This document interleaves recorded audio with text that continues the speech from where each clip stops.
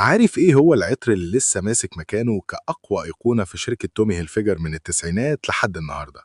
تعال أقول لك سر تومي فريدم. البرفان ده نزل سنة 1999 وصممه العبقري هاري فريموند.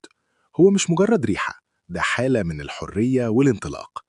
تخيل ميكس بيبدأ بقمة الانتعاش: خيار، يوسفي، ليمون وجريب فروت، ومعاهم تاتش عرق سوس بيخلي الريحة مميزة جدا. بعد شوية الموضوع بيقلب سبايسي شيك قوي بجنزبيل وفلفل أحمر وقرفة ومرمية، خلطة بتديك طاقة مش طبيعية.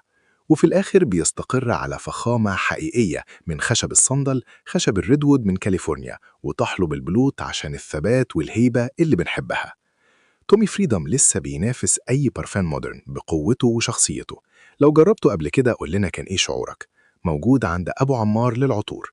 ما تنساش اللايك الجميل والاشتراك في القناة، مش هيخسرك حاجة عشان يوصلك كل أسرار العطور. ودمتم بريحة حلوة.